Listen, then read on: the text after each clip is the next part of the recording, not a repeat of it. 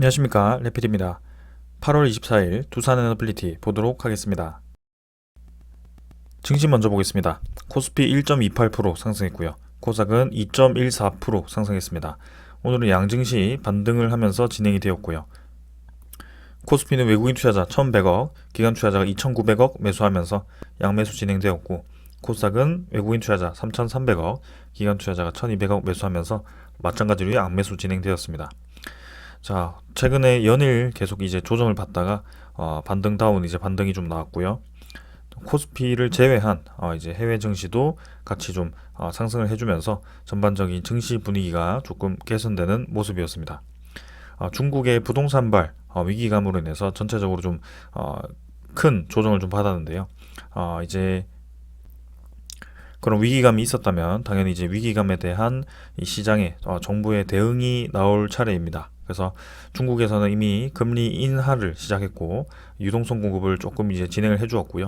그 다음에 이제 미국의 FOMC에 대한 정책 방향이 오늘 아마 그 회의가 진행될 것입니다. 그래서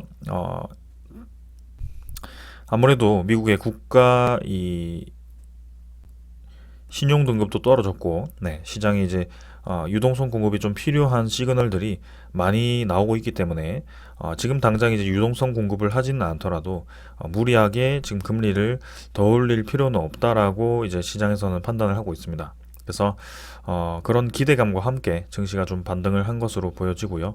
그게 이제 현실화가 될지는 오늘 밤을 이제 넘어가서 한번 분위기를 봐야 할 것 같습니다. 일단 코스피 코스닥 진행이 잘 되었고요. 바닥 라인 쌍바닥 정도 다지면서 코스피가 반등을 해주고 있습니다.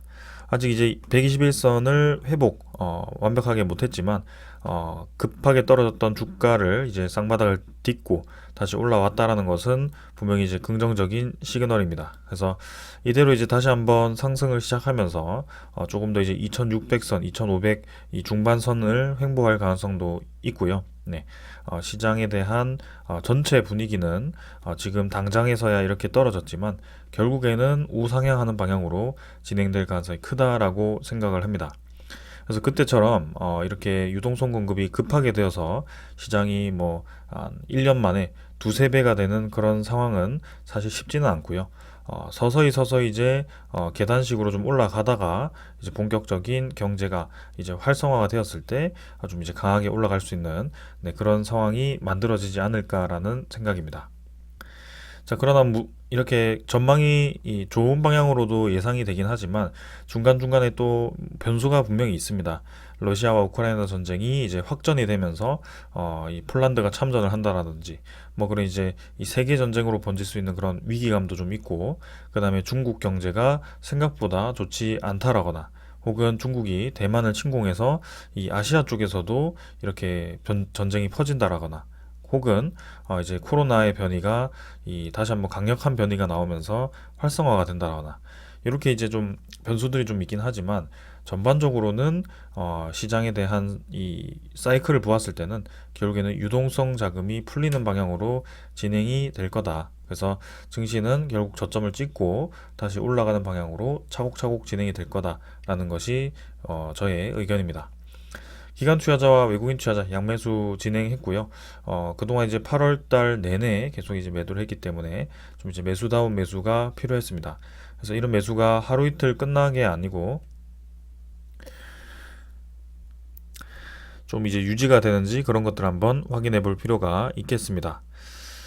자, 그 다음에 이제 코스닥은 900포인트를 회복을 했고요. 계속 이제 뭐 왔다 갔다 하고 있습니다. 마찬가지로 코스피처럼 쌍바닥을 딛고 올라가 준다라는 것에 긍정적인 시그널이라고 생각을 하고요. 추가적인 이제 상승분이 나올지는 조금 더 보겠습니다. 확실히 코스피보다는 하락폭이 좀 적었다라고 생각을 하고 있고 상승폭이 상당히 컸기 때문에 상승에 대한 피로감이 아직도 있을 수 있습니다. 그래서 이런 800선, 900선을 조금 더 횡보할 가능성이 있기 때문에 조금 더 지켜볼 거고요. 일단은 코스닥에 대한 분위기는 확실히 아직 강하게 진행이 되고 있기 때문에 좀 이제 기대를 해보겠습니다. 자, 특히 이제 외국인 투자자가 좀 많이 들어와 주고 있는데요. 최근에 이제 8월 말부터는 조금 이제 집중되어서 외국인 투자자의 수급이 들어와 주고 있습니다. 아무래도 MSCI 관련해서 코스닥의 시가총액 상위 종목들이 2차 전지 관련 종목들이 많기 때문에 이렇게 코스닥의 이 수급이 좀 집중이 되었다라고 보여지는데요.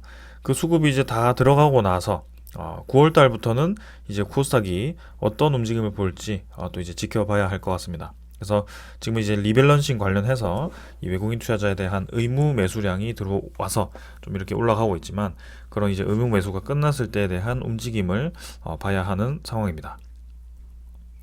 환율이 이제 떨어졌죠. 11.5원 정도 떨어져서 1320원으로 진행이 되었고요. 고점을 찍고 결국에는 다시 떨어지는 방향으로 진행이 되고 있습니다. 이전에도 이 고점만 들어가면 이렇게 환율을 뚝뚝 떨어뜨리면서 확실히 좀 방어선이 두텁게 막고 있는 것 같고요. 1350원 위로는 웬만해서는 지금 이제 환율이 넘어가지 않겠다라는 그런 의지가 좀 보여집니다.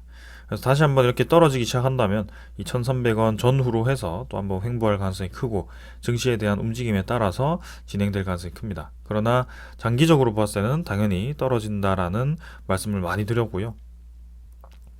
결국에는 유동성 공급이 되면서 이 미국의 원달러도 안정적인 방향으로 1100원 수준까지 떨어질 가능성이 크다라고 말씀을 드리겠습니다. 이렇게 떨어진다라고 해서 당장 내일 떨어진다, 다음 달 떨어진다는 것이 아니고요. 시장의 전체적인 사이클 상으로 내년이라든지 내후년까지 길게 보았을 때 그렇게 흘러간다라고 말씀을 드린 겁니다. 지수 선물 같은 경우는 나스닥, 다우 좀 올라가고 있고요. 1%, 뭐 0.5%, 그다음에 유럽 증시도 전반적으로는 반등을 하고 있습니다. 그러나 뭐 크게 많이 반등을 하진 않고 있고요. 보합 수준이긴 하네요. 그래서 일단 밤에 그런 이 미국의 그런 환율 정책에 대해서 어떻게 진행이 되는지 한번 주시를 해볼 거고, 이 선물 지표가 다음 날에도 이제 상승을 하면서 내일 우리나라 증시도 계속 좋은 분위기를 이어갈지 주목을 해보겠습니다. 원자재 가격은 국제유가 78.95달러, 79달러 부근에 위치를 하고 있고, 천연가스는 계속 떨어지네요. 2.4달러까지 떨어지면서 에너지 가격이 다시 한번 좀 이제 떨어지는 방향으로 진행이 되고 있습니다. 최근에 이제 급등했던 그런 가격대가 다시 좀 안정화되고 있고요. 이런 시장 지표들이 안정화되는 것은 분명히 좋은 시그널이라고 생각을 합니다. 그 다음 채권금리가 이제 미국 10년물 국채금리가 4.2%까지 상승을 했고요. 일단은 뭐 최근에 4.4% 가까이 올라갔다가 내려왔기 때문에 조금 최근에는 안정적인 분위기로 다시 들어와주고 있습니다. 추가적인 조정이 들어오면서 이렇게 이 국채 금리가 조금 더 떨어졌으면 하는 바람이고요. 아무래도 국채 가격이 많이 낮아진다면 국채 가격에 대한 메리트가 있기 때문에 매수세가 몰릴 가능성이 크고요. 국채 가격이 반등을 하면서 이런 국채 금리 가격이 다시 떨어지는 방향으로 진행될 수 있습니다. 아직까지는 안심하기는 이르고요. 이렇게 국채 금리 가격이 계속 올라갈수록 국채에 대한 수요가 늘어날 가능성이 크기 때문에 오히려 주식 시장에는 좋지 않은 시그널을 줄 수 있다라는 것을 말씀을 드리겠습니다. 자, 일단은 뭐 시장에 대한 분위기 최근 한 일주일, 2주일 정도는 좋지 않았지만 오늘부로 조금 개선이 될 수 있을지 한번 내일 그리고 다음 주 시장을 한번 보겠습니다.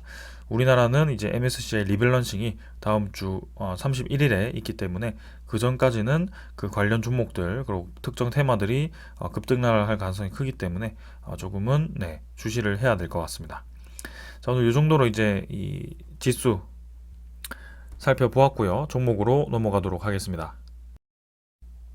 두산 에너빌리티 보겠습니다. 190원 상승해서 16,570원으로 마무리되었고요. 1.16% 상승했습니다.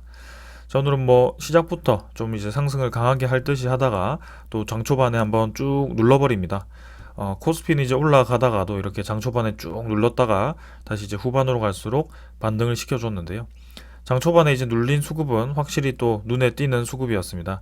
JP모건을 포함한 신한증권이었는데 일단 장 후반으로 갈수록 그런 수급들이 이제 좀 사라지면서 결국엔 신한증권의 마지막 매수로 이렇게 주가가 올라간 것 같고요. 아직까지도 두산 에너빌리티는 그 특정 수급이 주가를 쥐락펴락하고 있습니다. 그래서 8월 31일까지는 아무래도 이런 움직임이 지속될 가능성이 크고 그런 수급에 따라서 주가가 오르락내리락 하는 상황이 계속 이어질 가능성이 있어 보입니다. 그래서 그런 이해관계가 끝날 때까지는 좀 이제 지켜보고 이제 9월 달부터는 조금 좋은 방향으로 진행되었으면 하는 그런 바람입니다. 자, 시간의 거래는 뭐 없었고요. 네, 거의 없었습니다. 그래서 10원 정도 하락했지만 큰 의미 없었기 때문에 넘어가도록 하고요. 8월 24일자로 해서 이제 300만 주 정도 거래가 되었고 전날보다 거래량은 줄었습니다. 그래서 거래량을 확 붙이면서 올린 것이 아니고 또 이제 감소시키면서 올렸기 때문에 뭐 크게 우리가 주목할 만한 수급은 아니었다. 그러고 190원 정도 해서 어제보다 상승세도 조금 줄었기 때문에 일단은 차분히 한번 보자라고 말씀을 드리겠습니다. 자, 그래서 뭐 계속 상승도 강하게 하지 않고 하락도 강하게 하지 않고 주가를 계속 가둬 놓는 모습이 보여지고 있습니다.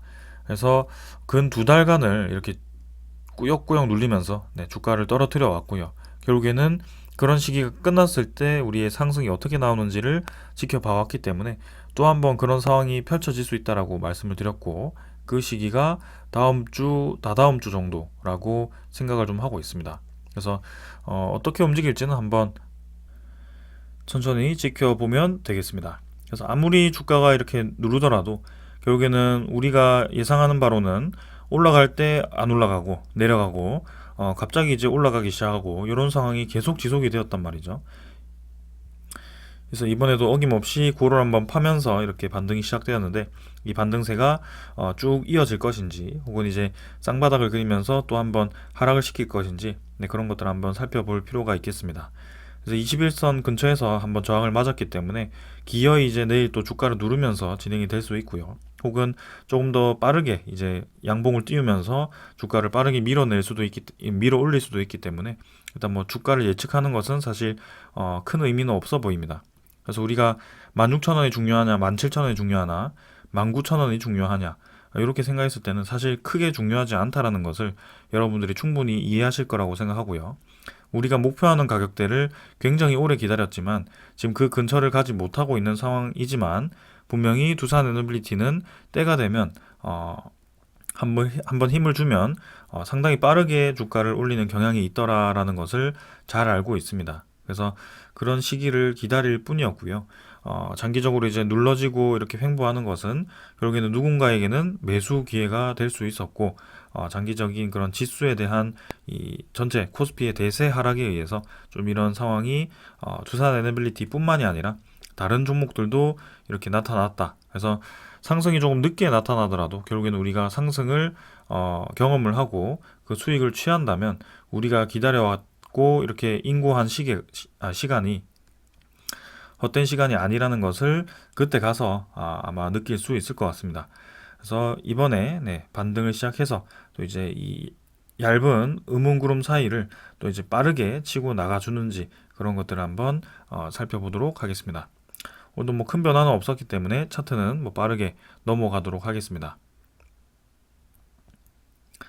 그 다음은 투자자 수급이고요. 기관 투자자가 이제 11만 8천 주 매수를 했습니다. 기관 투자자 중에서는 이제 금융투자가 16만 주 매수를 하면서 사실 최근에 계속 매도하던 수급이 조금 이제 반등을 하면서 이렇게 들어왔는데 사실 금융투자에 대한 수급은 금방 빠질 수 있는 수급이기 때문에 별로 달갑게 생각하지는 않습니다. 그래서 매수를 했구나 정도만 이해를 하시면 될 것 같고 보험, 투신 매수했고요. 투신이 이제 연일 매도를 끝내고 잠깐 이제 매수를 했지만 크게 뭐 많은 물량 매수하지 않았기 때문에 의미는 없어 보입니다. 연기금 투자자도 이제 5만 3천 주 매도를 하면서 이전에 매도하던 패턴을 끝내지 않고 아직까지는 매도로 조금 더 집중을 하고 있다라고 보여지고요.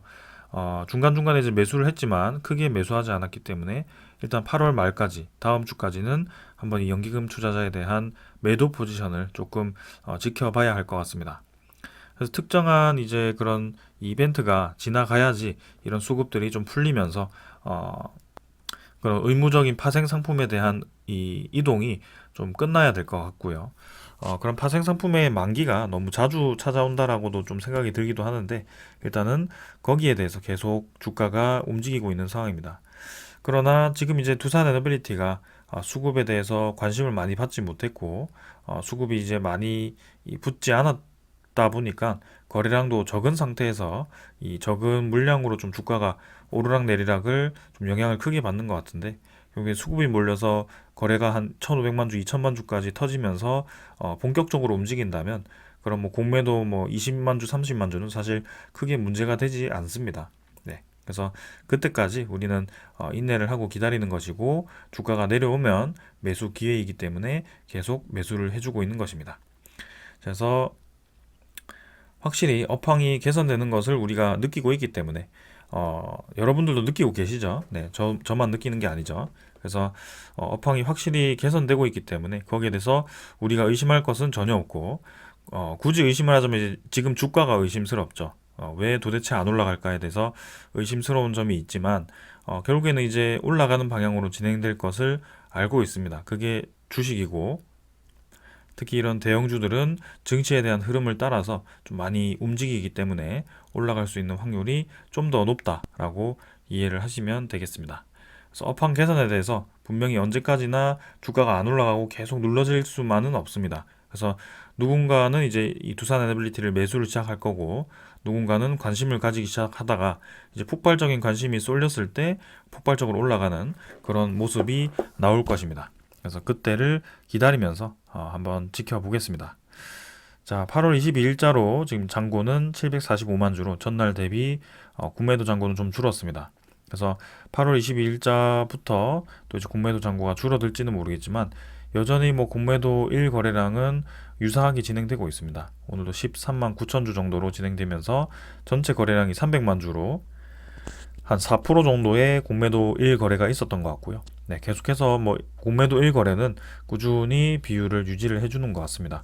그래서 똑같은 수급, 똑같은 패턴, 똑같은 거래량, 네, 꼭 똑같은 비율 이렇게 이제 계속 이 반복된 움직임이 좀 보여지고 있고요. 그런 의도가 분명히 있을 거라고 생각을 합니다. 자, 보시면 오늘자도 외국인 투자자에 대한 물량이 JP모간 UBS로부터 나왔지만 JP모간이 대부분이었습니다. 어제 하루는 매수했다가 오늘 하루는 또 이렇게 매도했다가 사실 어제 오늘 두산 에너빌리티에 대한 이 뭐 전망이 달라졌다라거나 뭐 그런 움직임은 전혀 없었습니다. 그래서 전혀 그런 것과 상관없이 지금 매수 매도가 이루어지고 있고 그런 특정한 파생 상품과 관련된 만기가 아마 이런 움직임을 보일 것이다. 그리고 MSCI 리밸런싱에 대한 그런 비중 조절이 영향을 줄 것이다라고 생각을 하는 것입니다. 그래서 어제도 JP모간 21만 주, 신한증권 16만 주 매수를 했다가 모간서울은 또 11만 주 매도를 했다가 최근 움직임을 보면은 이 JP모간은 매수 쪽에 많이 보이고 모간서울은 매도에 많이 보이죠. 그래서 제가 말씀드린 것이 이런 패턴이 계속 이어지다가 8월 31일 그죠? 리밸런싱 당일에는 모간서울은 오히려 대량 매수를 하고 JP모간은 오히려 대량 매도를 할 거다라고 말씀을 드렸고 그게 동시호가에 일어날 가능성이 크다라고 말씀을 드렸습니다. 지금까지 그런 움직임이 계속 나타났었고요. 이번에도 어김없이 그런 움직임이 보일 것이다. 근데 그런 과정 속에 두산 에너빌리티에 대한 MSCI 이 비율 자체는 적어지기보다는 계속 높아지고 있더라. 지금 현재 시가총액은 30이 바뀌지만 사실 MSCI 리밸런싱, MSCI 비중으로 따지면 30위 안으로 두산 에너빌리티가 위치를 하고 있습니다. 그만큼 이 MSCI에서 비중이 높다라고 볼 수가 있고요. 네, 두산 에너빌리티는 장기적으로 괜찮은 기업이다라고 또 이제 인정을 받고 있는 셈입니다. 자, 그래서 내일 일단 수급이 어떻게 될지 모르겠지만 계속 이제 외국인 투자자의 관여가 최근에 좀 활발해지고 있습니다.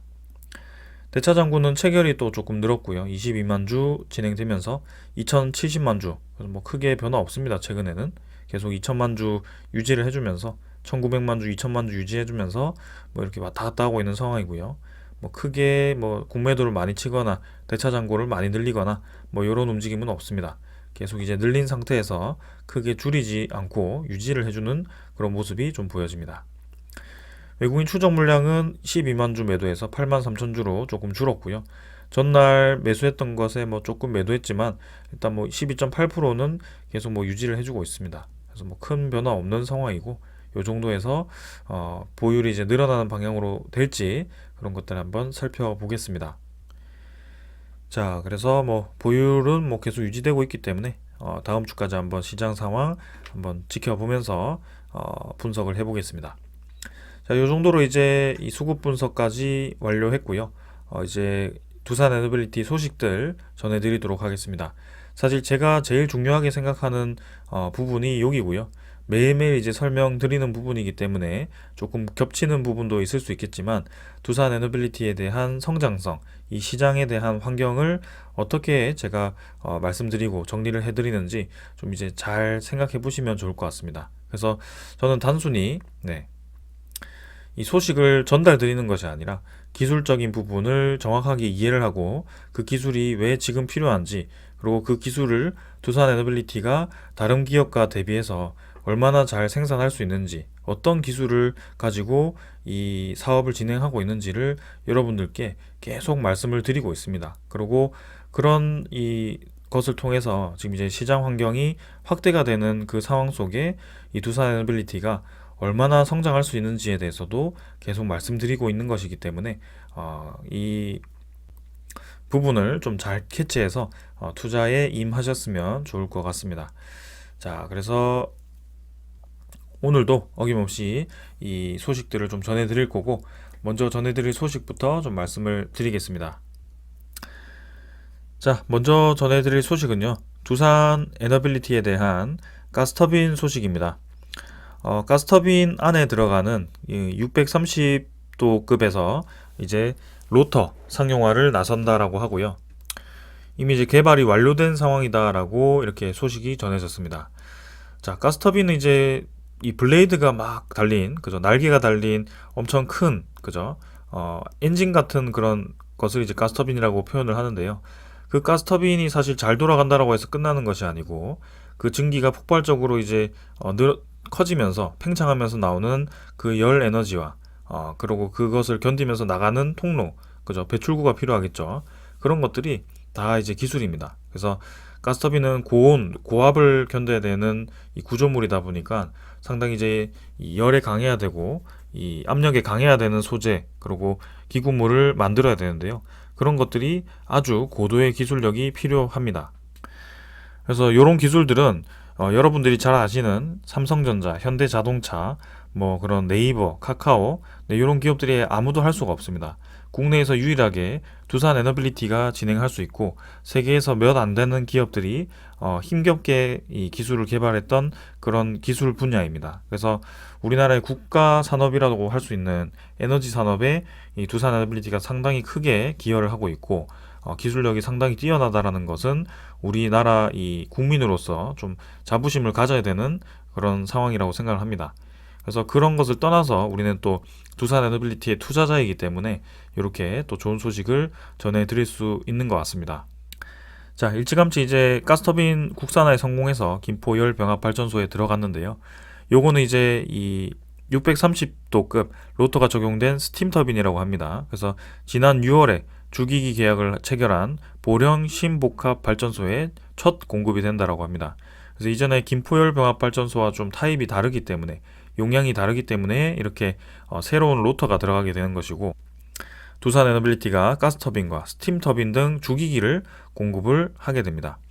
이 스팀 터빈은 이제 원자로에도 들어가게 되고요. 네, 원자력 발전에도 들어가기 때문에 이 두산 에너빌리티가 여러 기술력을 지금 공통적으로 공통된 기술력을 이제 적용해서 사업을 확장시키고 있다라는 것도 이해를 할 수가 있습니다. 네, 그래서 뭐 문어발식 가지치기 아니냐 이렇게 얘기하시는 분들도 계시겠지만, 분명히 공통된 이 회전을 하는 그런 발전 주 기기고요. 네.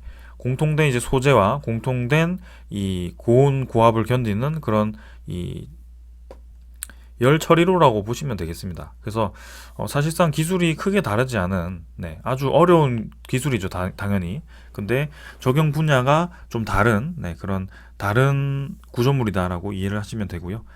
가스터빈, 뭐 해상풍력, 원자력 발전 할 것 없이 대부분의 이 두산 에너빌리티가 취급하는 이 주기기들이 공통점을 많이 가지고 있다라고 생각하셔도 되겠습니다. 그래서 이번에 로터는 380메가와트급으로 이제 초대형 제품이기 때문에 그렇게 복합 발전 과정을 통해 생산한 증기가 620도의 고온이기 때문에 기존 로터를 그대로 사용하면 강도와 내구성 이슈로 성능을 보장할 수 없다라고 하죠. 그래서 620도 고온에 운전 가능한 로터 개발이 필요했는데, 이번에 두산 에너빌리티가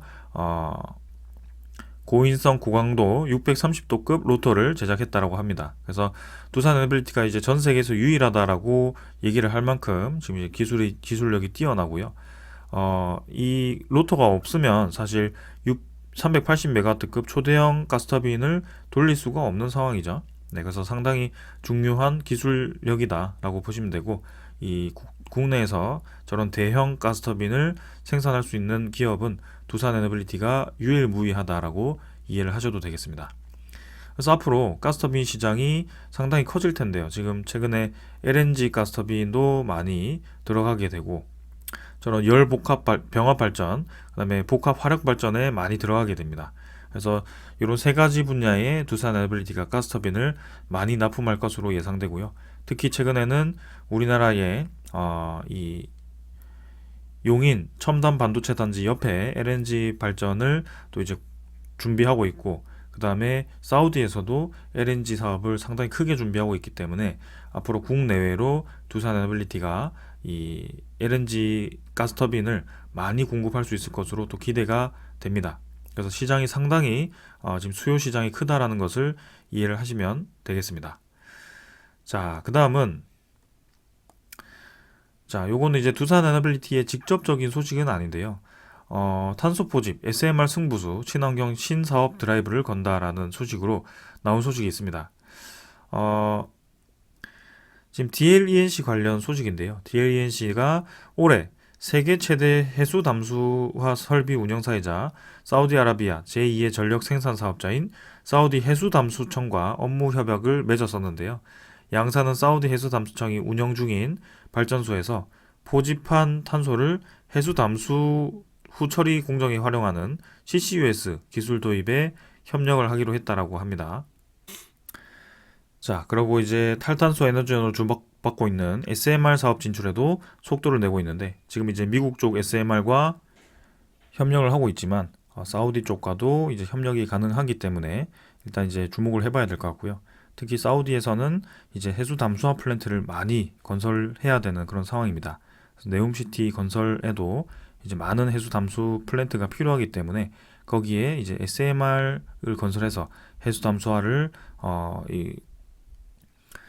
운용하고 그 SMR을 통해서 수소를 생산하기도 하는 그런 사업도 준비를 하고 있기 때문에 주목을 해봐야 된다라고 생각을 합니다. 그래서 이렇게 DLENC에 대한 사업도 지금 이제 두산 에너빌리티와도 연관이 있기 때문에 잠깐 말씀을 드렸고, 특히 X에너지와 이렇게 협력해서 또 SMR 이 프로젝트에 진출을 할 예정이기 때문에 또 같이 지켜봐도 될 것 같습니다. 자, 그 다음은 이제 폴란드 차세대 한국형 원전 도입에 대한 절차가 개시되었다라고 이제 한 이틀 정도 말씀을 드렸는데요. 본격적으로 이제 기사들이 좀 나오기 시작하면서 우리나라에서도 좀 주목을 하는 것 같습니다. 그래서 일단은 2기가 아니고 2기에서 4기라고 불확실하게 좀 얘기를 했고요. 우리는 뭐 많을수록 좋습니다. 그래서 이렇게 공식 절차가 개시되었다라는 것은 폴란드가 우리나라 원전을 도입을 하겠다라고 강력하게 의지를 내비친 거기 때문에 결국에는 수주로 이어질 가능성이 상당히 높다라는 것이고요. 본계약 체결이 이제 머지않았다라고 볼 수 있습니다. 그리고 그와 동시에 폴란드 국영기업이 이렇게 PEJ사가 이제 첫 번째 원전 부지 승인 신청을 했습니다. 자, 그래서 포메라니아 주의 주지사에게 이제 원전 부지 승인을 이렇게 주 정부에 신청을 했다라고 하고요. 승인 취득을 하게 되면 해당 프로젝트 투자 대상 자산 범위 및 투자 실행을 위한 기술, 환경 보존 방제 조건을 확정할 수 있다라고 합니다. 그래서 어떻게 보면 이런 과정 전에 이미 이제 웨스팅하우스와 이 폴란드가 6기 건설을 확정하고 본계약 체결을 했다라고 볼 수가 있는데요. 지금 이제 작년 10월이었죠. 10월에 계약이 되었기 때문에 8개월이 지난 지금 10개월이네요. 10개월이 지난 지금 이제 이렇게 원전 부지 선정을 한다라고 하니 선정 승인이죠. 그래서 본계약이 우리 예상보다 더 빨리 진행될 가능성이 크다라고 또 이해를 할 수가 있겠습니다. 자, 그래서 이제 이렇게 건설 부지 선정을 이제 승인을 하게 되고 건설이 이제 본격적으로 시작된다면 웨이싱하우스도 그 관련 건설에 대해서 이제 이 움직임을 보일 거고요. 첫 번째 이제 세기에 대해서 건설을 할 거기 때문에 거기에 대해서 이 주기기를 이제 누가 공급을 하게 될지 곧 우리가 볼 수 있을 겁니다. 자, 열심히 이제 정리를 해서 말씀드린 것도 있고요. 네, 두산 에너빌리티가 결국에는 빠질래야 빠질 수 없다라는 것. 그리고 이 폴란드에 우리나라 경제사절단이 방문했을 때 이 폴란드와 MOU 체결을 한 것을 보면 두산 에너빌리티와 대우건설이 신규 원전 건설에 대해서 MOU 체결을 했다라는 것. 그리고 BHI가 추가로 이제 MOU 체결을 했지만 그 MOU에는 이제 퐁투누프 원전에 대한 내용이 있었다라는 것. 그래서 오히려 두산 에너빌리티와 대우건설은 포괄적인 얘기가 들어가 있었다라는 점입니다. 그래서 웨스팅하우스의 시공 능력이 떨어진다라는 점, 그리고 가장 최근에 이 보글 원전 3, 4호기에 두산 에너빌리티가 주기기, 보조기기를 공급했다는 점을 보았을 때는 두산 에너빌리티에 대한 주기기 공급 계약이 상당히 가능성이 높아 보인다라고 생각을 합니다. 그래서 이 AP1000에도 두산 에너빌리티가 주기기 공급을 하게 되고 소송을 잘 해결해서 합의를 잘 해서 APR 1400에도 두산 에너빌리티가 주기기를 하고 건설까지 들어가게 된다면 두산 에너빌리티는 주가가 오르지 않을래야 오르지 않을 수 없는 그런 상황이 되는 것입니다. 그래서 그 시간이 이제 얼마 남지 않았다는 것을 계속 말씀드리고 있는 거고요. 네. 그때마다 이제 지나온 시간을 되돌아보지 말고 앞으로 남은 시간을 보았으면 좋겠습니다. 네. 자, 그래서 수출입 은행장 출신이었죠. 지금 이제 산업부 장관이 교체가 되는데요. 수출입 은행장 출신입니다. 그래서 박문규 신규 이제 산업부 장관이 될 텐데 100조 파이낸싱 필요 원전 수출을 실타래를 풀까라는 소식이 들려왔습니다. 자, 그래서 아무래도 이 원전 수출에 대해서 좀 이제 지지부진한 모습에 대해서 좀 이렇게 교체가 된 게 아닌가 싶고요. 그러면 이제 신규 산업통상자원부 장관은 분명히 이제 이 정부의 정책을 강하게 추진을 할 거란 말이죠. 근데 이 출신이 또 이제 기획재정부와 수출입은행 출신이기 때문에 수출입은행에 그 많은 자금을 또 끌어올 수 있는 이 관련 산업으로 끌어올 수 있는 또 이제 그런 이 추진력도 기대해 볼 만한 것 같습니다. 그래서 우리나라가 이제 UAE와 공동 진출하면서 그렇게 해외 자금을 끌어오는 것도 있겠지만 우리나라 단독으로 또 진출하는 프로젝트들은 바로 우리나라가 돈을 대서 진행할 수 없기 때문에 이 일부분 수출입 은행으로부터 자금을 지원받아서 진행할 가능성이 큽니다. 그리고 웨이스팅하우스와의 소송전에서도 이제 로열티 자금 문제가 가장 컸을 거라고 보여지고요. 그 자금이 이제 어떻게 합의가 될지는 모르겠지만 이번에 좀 이제 수출을 원활하게 진행하기 위해서는 빠르게 이 문제를 해결하기 위해서 자금을 조금 더 공급할 가능성도 있다라고 또 보여집니다. 그래서 어떤 식으로 해결될지는 한번 봐야 될 것 같고요. 우리나라도 계속 강하게 밀어붙일지 좀 적절한 수준에서 협의를 할지는 한번 보겠습니다. 자, 그래서 업계에서는 다수 호기 수출을 위한 자금 조달이 향후 장관의 주요 과제가 될 것이다라고 주목한 만큼 또 이제 수출입 은행장 출신으로서 또 기대되는 점이 있습니다. 자, 그래서 오늘 이렇게 소식을 다 전해드렸고요. 지금은 가스터빈, 뭐 SMR, 그다음에 차세대 이 원전, 그죠? 우리나라 모델 APR 1400에 대한 모델, 이런 것들이 계속 좋은 소식들이 들려오고 있고 시장이 커지고 있습니다. 해상 풍력에 대한 이 시장이 조금 더디긴 하지만 분명히 2024년부터는 좀 본격적으로 수주 소식이 많이 들려올 것 같고요. 거기에 대해서 기대감도 있습니다. 그래서 두산 에너빌리티가 지금 이제 파이가 많이 커진 상황에서 생산 능력도 이미 충분히 크기 때문에 많이 기대가 되고요. 이 기대감이 주가에 반영되기까지 이제는 얼마 남지 않았다고 생각합니다. 그래서 지금까지 기다렸던 만큼 잘 기다려왔기 때문에 좋은 기회를 노리면서 저가 매수 기회를 노리면서 꾸준히 또 끌어가다 보면 좋은 날이 올 것 같습니다. 자, 그래서 이제 하반기 시작한 지 이제 한 달 정도 되었는데요. 어, 2달 정도네요. 네, 2달 정도 되었는데 앞으로 남은 4개월 정도는 좀 좋은 소식이 들려왔으면 하는 그런 바람입니다. 자, 오늘 여기까지 하고 마무리하도록 하겠습니다. 감사합니다.